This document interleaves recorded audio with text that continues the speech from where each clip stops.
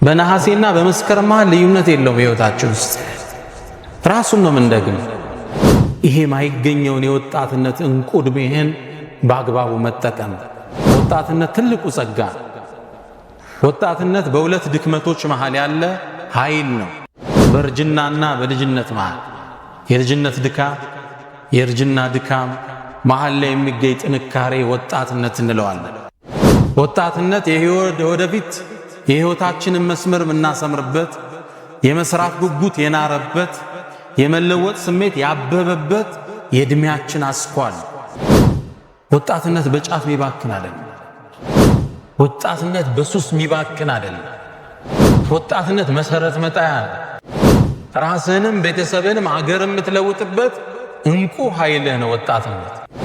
ይህን ወጣትነት በአግባቡ እንድትጠቀመው ነቢዩና መሐመድ ሰለላሁ ዐለይሂ ወሰለም ወስያ ይሰጡሃል። ወጣትነትህን እርጅና ሳይመጣ ተጠቀምበት። ያኔ ወኔ ይክድሃል። ያኔ ጥገኛ ትሆናለህ። ያኔ በሽታ ይከባሃል። እርጅና ሲመጣ የሰው ጥገኛ መሆን ትጀምራለህ። አሁን ተጠቀምበት።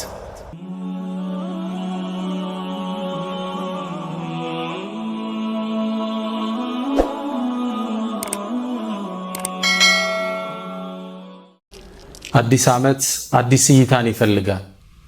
ለአንድ ሰው አላህ እድሜው ላይ 1 ዓመት ጨመረለት ማለት ትልቅ ነገር ሰጥቶታል ማለት ነው። አዲስ ዓመት ኒዕማ፣ አዲስ ህይወት፣ አዲስ መልካም ስራ የመስሪያ እድል ማለት ነው። ይሄ የምለው ንግግር የበለጠ ግልጽ እንዲሆንላችሁ ሰሒህ አንድ ሐዲስ ልንገራችሁ።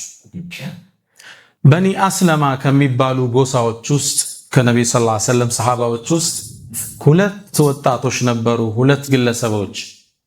አንደኛው ካነ አጀደ ፊል ዒባደቲ ምን ሳሒቢህ፣ አንደኛው ከጓደኛው የተሻለ በዒባዳ ጠንካራ ነበር። በጣም ጠንካራ ነበር። ሰላት ያበዛል፣ ሱናዎች አያልፉትም፣ ዚክር ላይ ጠንካራ ነው። ቂያመል ለይል እንደ ፈርድ ነው የሚሰግደው፣ ጾም ያበዛል። መጨረሻም ላይ ጅሃድ ወጣና እስትሽሂድ ሸሂድ ሆኖ ተሰዋ። ትልቅ ዒባዳ ሰራ፣ ዓቢድ ነበር። ከዛም መቋጫው ሸሃዳ ሆነ። ሁሉም ሙእሚን የሚመኘው ፍጻሜ። የሱ ጓደኛ በአምልኮ ቀለል ያለን የዛን ያህል ጠንካራ አይደለም። ከዓመት በኋላ ሞተ። እሱ ሸሂድ ግን አልነበረም።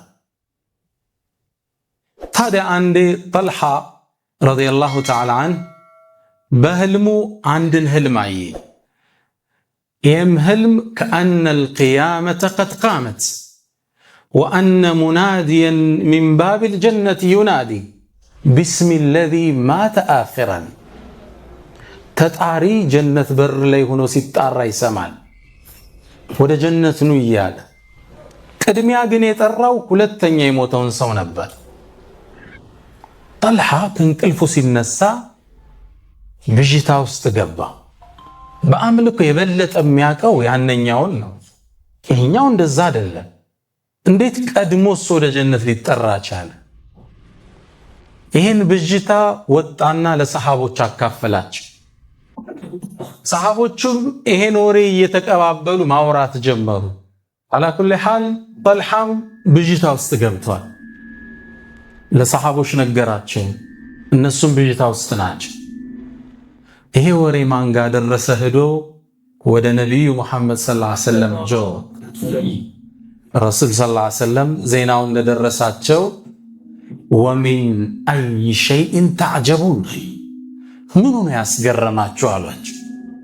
አለም ዩዐመር በዐደሁ ሰና ወአድረከ ረመዳን አሏቸው። ከዛኛው በኋላ ዓመት በህይወት አልቆየም ረመዳንንስ አላገኘም እንዴ አሏቸው። በላ አዎን የአላህ መልእክተኛ አሏቸው። ፈወለዚ ነፍሱ ሙሐመድን ቢየዲ፣ ነፍሴ በእጁ በሆነችው አላህ እምላለው ለማ በይነሁማ ከማ በይነል አርዲ ወሰማ፣ በሁለቱ መሃል ያለው ልዩነት ደረጃ በመሬትና በሰማይ መሃል ያለ ልዩነት ነው። አንድ ዓመት ትልቅ ቁም ነገር በኢባዳ እኮ ይበልጠው ነው። ግን ዓመት ቆይቷል ከሱ የተሻለ ፈርዶችን አግኝቷል፣ ሱናዎችን አግኝቷል፣ ረመዳንን አግኝቷል፣ ምናልባትም ለይለቱል ቀድርን አግኝቷል። እነዚህ ሁሉ ሲደመሩ ሸሂድ ሆኖ ከሞተው በላይ አላህ ደረጃ ሰጠው። የትምህርት መልእክት ምንድነው? አንድ ዓመት አዲስ ዓመት ትልቅ ጸጋ።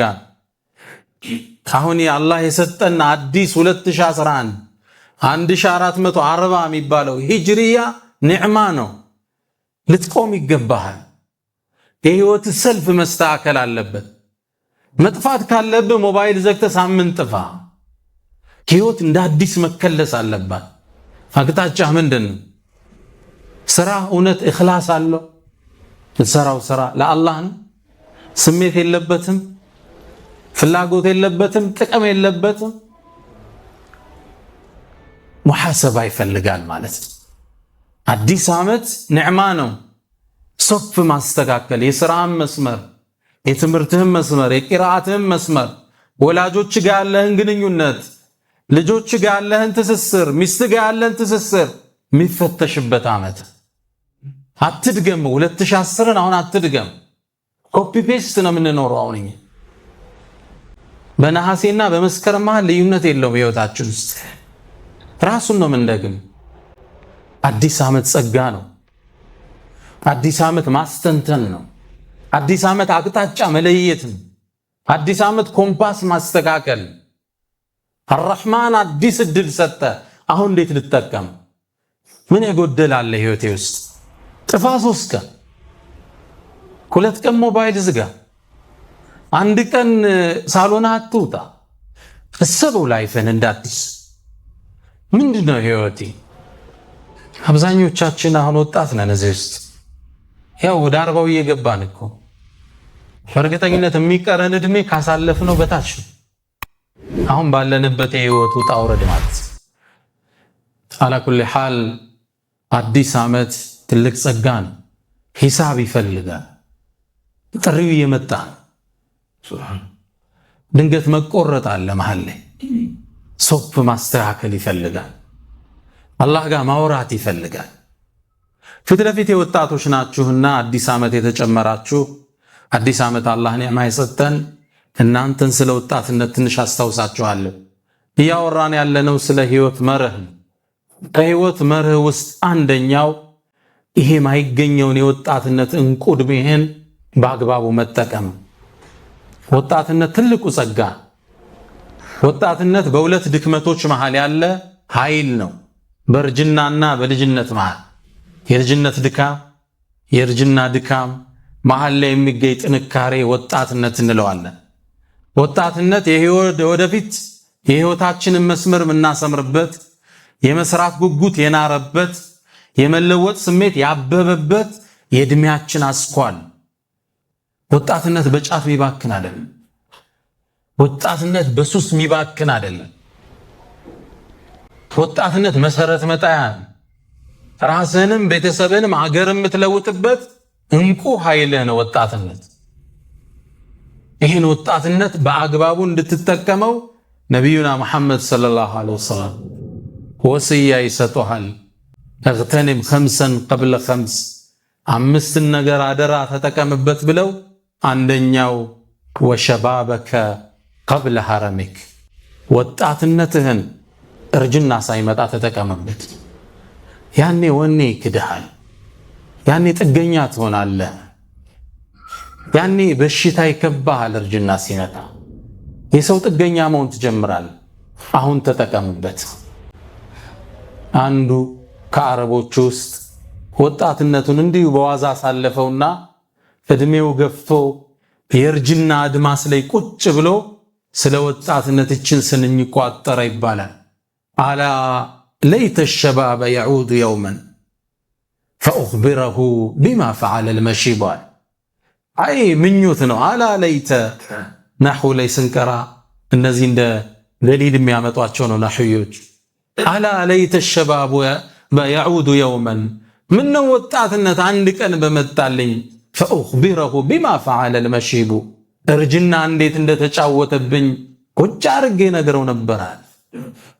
ይሳካል? እንታስበ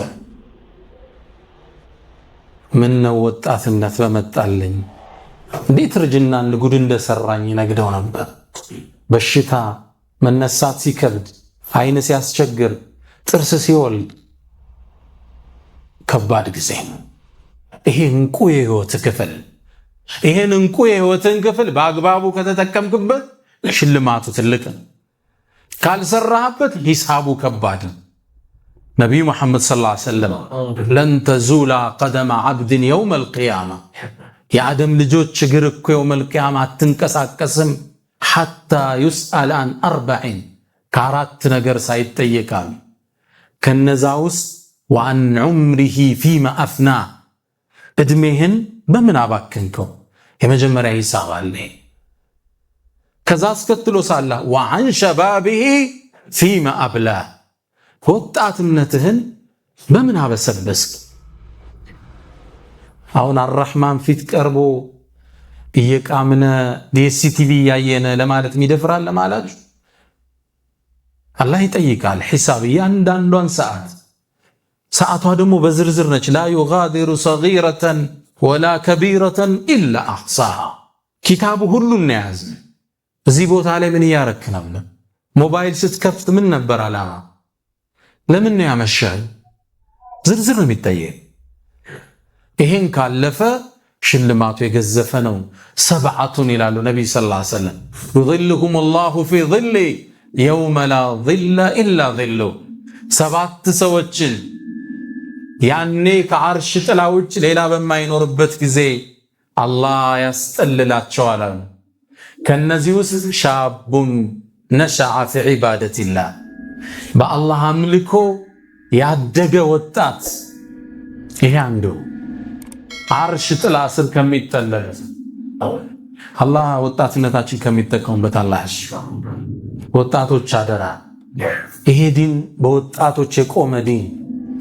ረሱል ሰለላሁ ዐለይሂ ወሰለም 40 ዓመት ላይ የዳዕዋ ጥሪያቸውን ይዘው ሲነሱ ዓለምን የማቅናት ተልኮን ተሸክመው ሲነሱ ዓለምን እኮ ነው የታዘዙት። አንድን ከተማ አልነበረ። እያንዳንዱ ነቢይ ለህዝቡ ነው የተላከ። ወኢኒ ቡዒቱ ሊናሲ ዓማ ይላል። እኔ ለሰው ልጆች ነው የተላከ። ዓለምን የመለወጥ ኃላፊነት ግዝፈቱን ሰው በ40 ዓመታቸው ነው የተሰጣቸው። ያኔ እነማንን አሰለፉ? የመካ ወጣቶች ነበር በዙሪያቸው የከበቡት።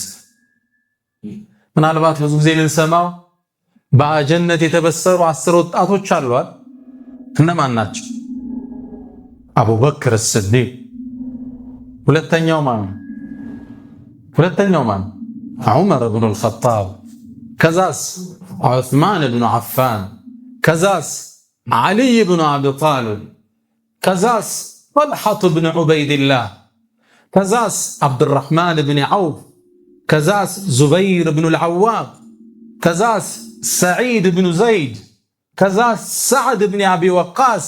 ከዛስ አቡ ዑበይደተ ብኑ አልጀራሕ። 10 ምድር ላይ ያሉ የጀነት ነው የተባሉ ጋራንቲ የተሰጣቸው። ዑስማን አንዴ ትልቅ ሰደቃ ሲሰጥ ማደረ ዑስማን ማ ፈዐለ በዐደ ልየውም፣ ከዚህ በኋላ ዑስማን የፈለገውን ወንጀል ይስራ አይጎዳውም። ይሰራል እንኳ አይደለም ጋራንቲ ተሰጥቶታል።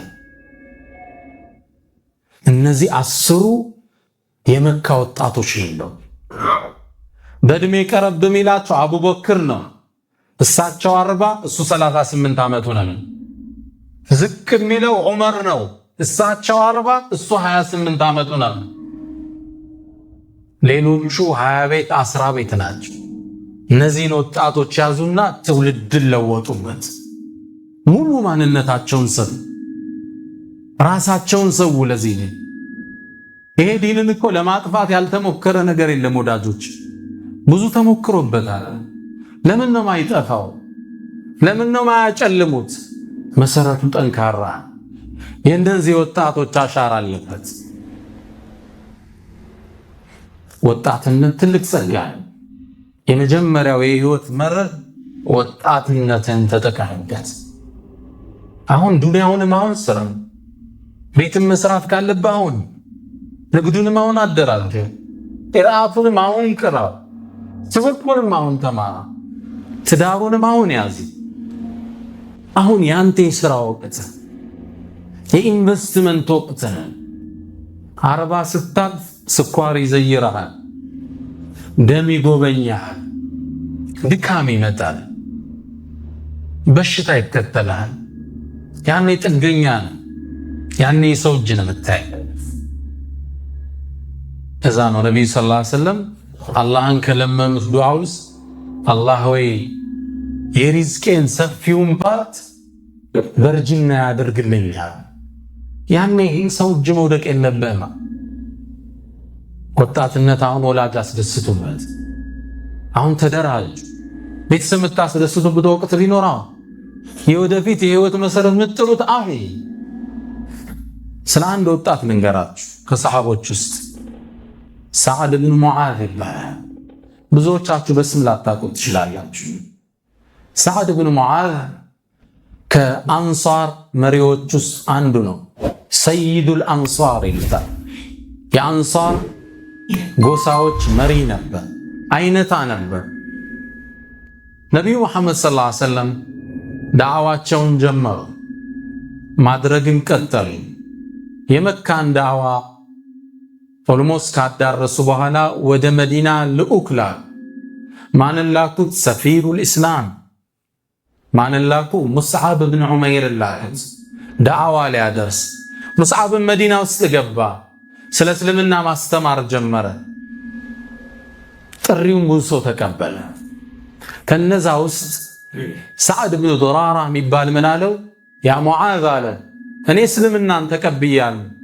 የመዲና ህዝብ እንዲከተል ከፈለግ ሰዓድ ብን ሙዓዝ የሚባል አለ፣ እሱን ተከተል፣ እሱን አሳምነው። እሱን ካሳመን የመዲና ህዝብ እንዳለ ያምንልሃል አላት። አገኘው ሰዓድ ብን ሙዓዝን። ከዛም ሰዓድ ብን ሙዓዝ መጣና ምን አለው? እስልምናን ሲያቀርብ አገራችንን ልቀቃ። አወ ተስማዕ አዳምጠኛል። ፈኢን ረዲተ ቀቢልተ ከወደድከው ትቀበለኛል፣ ካልወደድከኝ ደግሞ ጥለን እንደ ሀገርህ እንወጣለን። ቃለ ቀድ አንሰፍት አሁን እውነት ተናግረሃል። ሰዓድ ብን ሙዓዝ ቁጭ አለ። የሙስዓብን የዳዕዋ ጥሪ ሊሰማ ስለ ተውሂድ አስተማር፣ ስለ እስልምና አስተማር፣ ቁርአንን አነበበለት። ልቡ ተማረክ። አላህ ልቡን ከፈተው። ሸሃዳን እዛ ቦታ ላይ ያዝ። አገሩ ላይ መሪ ነው፣ ህዝብ የሚፈራው የሚያከብረው። ወደ ህዝቡ ተመለሰ። የናንተ ፊት አላችሁ የሴቶቻችሁም ይሁን የወንዶች ፊት ለኔ ሐራም ነው አላያችሁም ማለት ነው። ሐታ ትኡሚኑ ቢላሂ ወሕዳ አላችሁ በአላህ ብቸኝነት እስክታምኑ ድረስ። ወቱሰዲቁ ቢነቢይ መሐመድ ሰለላሁ ዐለይሂ ወሰለም በነቢዩ እስክታምኑ ድረስ ፊታችሁን አላይም አላችሁ። ህዝቡ ምን አለው? አንተ እኮ መሪያችን ነህ፣ ያልከውን ነው የምንከተላሉ። ህዝቡ በአጠቃላይ እስልምናን ተቀበለ። ሙሉ ህዝብ፣ ሙሉ ማህበረሰብ። ከዛ ነው መሪዎች ሲስተካከሉ ህዝብ ይስተካከላል ይባል። ብዙ ጊዜ ንጉሶች ያጠፋሉ። እንዲህ ወደ ሳውዲ ወደ ምናምንም ወደ ኳታርም ወደ ኩዌትም ወደ ቱርክም ሚስቴክ ይኖራል። ከኔና አንተ የሚጠበቀው ዱዓ ነው ለነሱ አላህ እንዲያስተካክላቸው። እዚህ ብተቻቸው ምን ትርጉማል? አገሪቱ ልዳት ቀይራ ዱዓህ ግን ሊቀይራቸው ይችላል። ስለነሱ አልጀዚራ ይተንትንቶ አንተ ግን ዱዓ አርግላቸው። ተሳስተው ይሳሳቱ ይችላል። ከዛ ሐሰን አልበስሪ ምን ይላሉ? እኔ አላህ የሚቀበላት አንድ ዱዓ ብትኖረኝ ለንጉሶች ነበር ማረጋት ይላል። ለራሳቸው ለወላጅ ለልጅ ስንት ሀጃ አለብና አላህ የሚቀበለው አንዲት ጥሪ ብትኖሬ ለነገስታት አረጋት ነበር። ለምን? የነሱ መስተካከል ህዝብንም አገርንም ስለሚያስተካክለው። አሁን ትንሽ አብይ መጥቶ የሆነ ከለሩን እኮ ለውጦታል። የመሪ ለውጥ አገር ይለውጣል፣ ህዝብ ይለውጣል። ግልጽ ዱዓ የሚደረገው ለነገስታት እነሱ ፖሊሲውን ካጣመሙት ከስር ያለው ያን ፖሊሲ ይዞ ነው የሚሄደው አለ። ጃር መጅሩር ነው ተከታይ ነው። ሰዓድ ብን ሙዓዝ የመሪነት ስልጣኑን ህዝቡን ለመምራት ተጠቀመ። ረሱል ሰለላሁ ዐለይሂ ወሰለም ወደ መዲና ሲሄዱ ህዝቡ ሰልሞ ጠለዐል በድሩ ዐለይና እያለ ተቀበላቸው። ሙዓዝ እስልምና ላይ ነው። እስልምናን ሲቀበል 30 ዓመቱ ነበር። ወጣቶች ስለናንተ ለማወቅ ስንት ዓመቱ ነበር? የአገር መሪ ነው። 30 ዓመቱ አጀሉ ደረሰ። 37 ዓመቱ ላይ ነበር የሞት። ከ30 እስከ 37 ስንት ዓመት ቆይታ አድርጓል? 7 ዓመት። ታዲያ ሲሞት ምን ተከሰተ? ለዚህ ጀግና ምን ተከሰተ? ነብዩ መሐመድ ሰለላሁ ዐለይሂ ወሰለም ይንገሩና ረሱል ሰለላሁ ዐለይሂ ወሰለም እሱ ሲሞት ምን አሉ? ተዘ ዐርሹ ረሕማን ሊመውቲ ሰዓዳ፣ አርሽ የሚባለው ዓለም ለሱ መሞት ተርገፈገፈ። ምን ማለት ነው? ከባድ። አንደኛውን ሰማይ ሁለተኛው ሰማይ ላይ ወስደህ ልጥለው መሬት ላይ እንደወደቀ ሳንቲም ነው አለ ግዝፈቱ። አንደኛው ሰማይ ውፍረቱ 500 ዓመት ያሰጋል። ከአንደኛው ሰማይ እስከ ሁለተኛው ሰማይ ዓለም ያለው ጋብ 500 ዓመት ያሰጋል። አንዱን ሰማይ ወስደ ሁለተኛው ላይ ብጥለው መሬት ላይ እንደወደቀ ሳንቲም። እንደዛው ያልክ ቀጥል።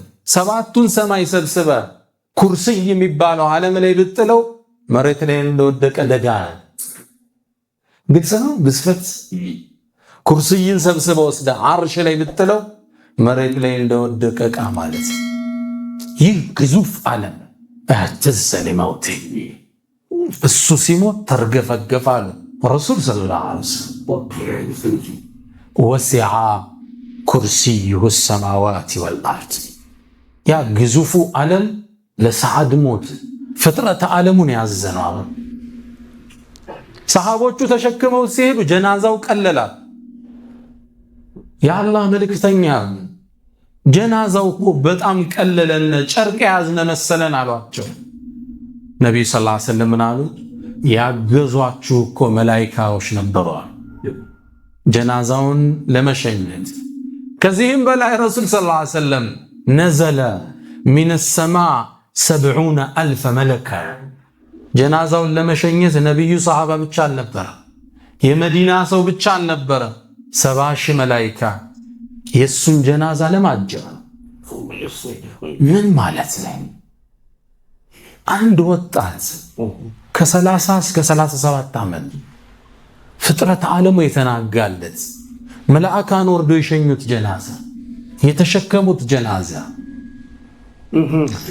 ወጣትነት ትልቅ ቋንቋ ነው ዳጆች። ጀግድነት ይፈልጋል። እዚህ ዕድሜ ላይ ከስሜትህ በላይ ማደር። እችን ዕድሜን ሰርተህባት ለማለፍ ያልፋል። ይህ ብልጭ ብልጭ የሚለው ይጠፋል። ሰዓድ ብን ሙዓዝ ሰይዱል አንሳር፣ አላህ ከነሱ ያደርገን ኢንሻአላህ። ወጣቶቻችንን ሁላችን እንደዛ አላህ ያደርገን ኢንሻአላህ።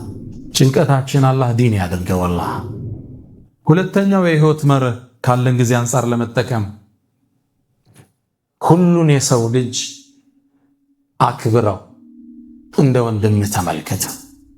ሁላችንም ከአደም ነን፣ አደምም ከአፈር ነው ይላሉ ነብዩ መሐመድ ሰለላሁ ዐለይሂ ወሰለም።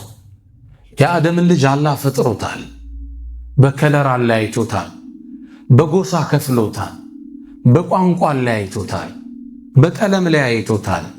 ይህ የጌትነት ጥበቡ የብሔር ልዩነት፣ የቋንቋ ልዩነት ምንባላበት አይደለም፣ ምንተዋወቅበት። ከዛ ነው አላህ ጥሪ ያቀርባል ለሙእሚኖች ብቻ ለሰው ልጆች። ያ አዩሃ ናስ፣ እናንተ የሰው ልጆች ኢና ኸለቅናኩም ሚን ዘከሪን ወኡንሳ፣ እኛ ከሴትና ከወንድ ፈጠርናችሁ። ወጀዐልናኩም ሹዑበን ወቀባኢለ ሊተዓረፉ፣ ትተዋወቁም ዘንድ ነገዶችና ጎሳዎች አድርገን ከፈልናችሁ። በጎሳና በቀለም በቋንቋ መለያየት መተዋወቂያ ነው፣ መተራረጃ አይደል፣ መበላያ አይደል፣ መወጋገዣ መጠፋፊያ አይደል። ሊተዓረፉ ልትተዋወቁ። የሰው ልጅ ሁሉ ቻይናዊ ቢመስል በምን ይለይ ነበር? አይለይማ። ግን ቻይና የራሱ ከለር አለ፣ ጃፓን የራሱ አለው፣ ሳውዲ ውድ ትለየዋለ፣ ኦማኑን ትለየዋለ። አሁን እንለያያለን። የጎንደር ፊት ይታወቃል፣ የጉራጌው ፊት ይታወቃል፣ ሁሉም ይታወቃል። ሊተዓረፉ ነው፣ ልትተዋወቁ። ይሄን እንግዳ 6 ቢሊዮን ህዝብ እንዴት ትለያየ? አላህ በቋንቋም በነገድም ለያየንና እንድንተዋወቅ አለ። ግልጽና መተዋወቂያ ነው፣ መጠፋፊያ አይደለም ወዳጆች። የቋንቋ መለያየት፣ የከለር መለያየት፣ የብሔር መለያየት የአላህ ተአምር ነው።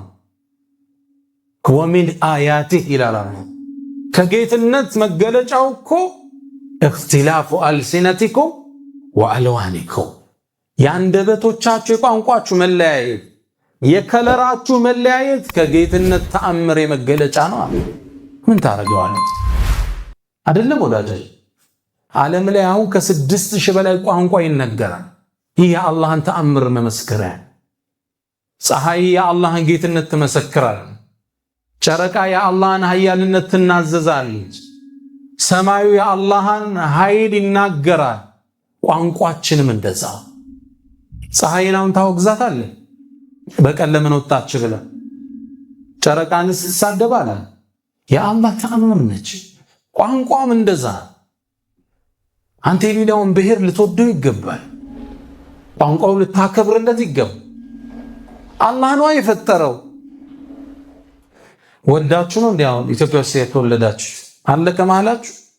ፈርሞ ኢትዮጵያ ውስጥ የተወለደ የለም። አርረሕማን ከዚህ ቦታ ይመጣላል፣ ከዚህ ጎሳ ውስጥ ይህን ቋንቋ ተናግሮ ያድጋላል። እሱ ማለት አንተን አላህ ነው የሰራህ። ቋንቋ መጠፋፊያ አይደለም። ዘርን መውደድ ወንጀል አይደለም። ዘርን መጠየቅ ወንጀል አይደለም። ተሳአሉነ ቢሂ ወልአርሐም ነው የሚለዋል።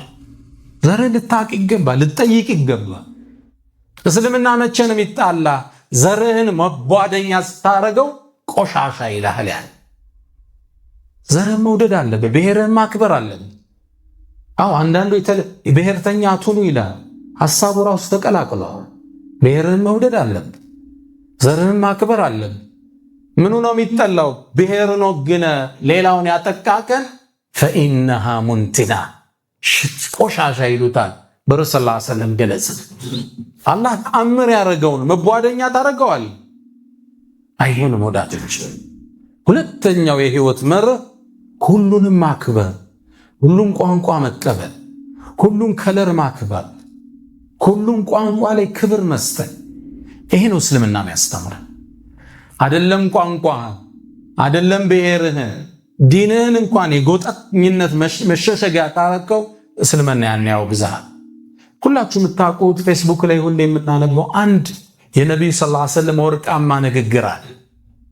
ዘረኝነት ጥንብ ናት፣ ተዋት። አንድ 3 ሰዎች ቁጭ ብለው የባለስልጣን ልጆች ናቸው። አንዱ ምን አለ? እኔ እኮ አባቴ የጦሩ ጄኔራል ነው አለ።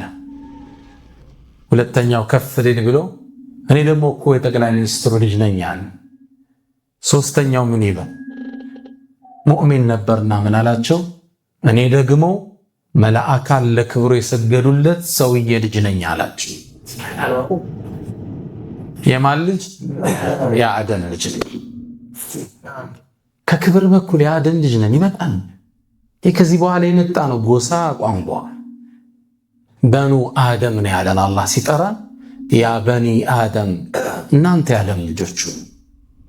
ክብር በኩል የሰው ልጅነት ይበቃል፣ የአደም ልጅነት ይበቃል። ከዛ አላህ አስከትሎ ምናል? ኢነ አክረመኩም ከእናንተ ውስጥ በላችሁ አትቃኩም። ቋንቋ ብሔር አልጠራ። ሊተዓረፉ ካለ በኋላ ኢነ አክረመኩም እናንተ ዘንድ እኔ ዘንድ ቦታ ያለው አትቃኩም እኔ የሚፈራው ፊስሪ ወልዓን ይሄ እኛ ሀገር ውስጥ አሁን እየገባ ነው። በብሔር በቦታ መርጦ አልተወለድንበት እኛ በዚህ ከለር እና አደራ የህይወት ሁለተኛው መርህ በቋንቋ እንዳንጣል፣ በብሔር እንዳንከፋፈል፣ ብሔርን ተገን አድርገን ሌላው እንዳናጠቅ ሽፋን ነው መሆን ያለብን። ለሙስሊሙ ይሁን ለክርስቲያን ብሔርህን ውደድ፣ ቋንቋህን አክብር። ያንተን ቋንቋ አከብራለሁ፣ የኔን ቋንቋ አክብር። በፍቅር በሰላም እንኖራለን። እንዳላረዝምባችሁ አላህ በሰማነው ተጠቃሚ አድርገን